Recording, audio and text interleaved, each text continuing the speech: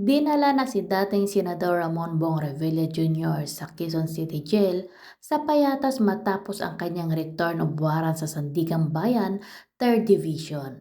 Hiniling ng kampo ni Revilla na sa PNP Custodial Facility sa Camp Crame siya ilagay dahil sa isyu ng seguridad. Nakatakdang dinggin ng Sandigan Bayan ang mosyon ng kampo ni Revilla sa Biyernes, Enero 23.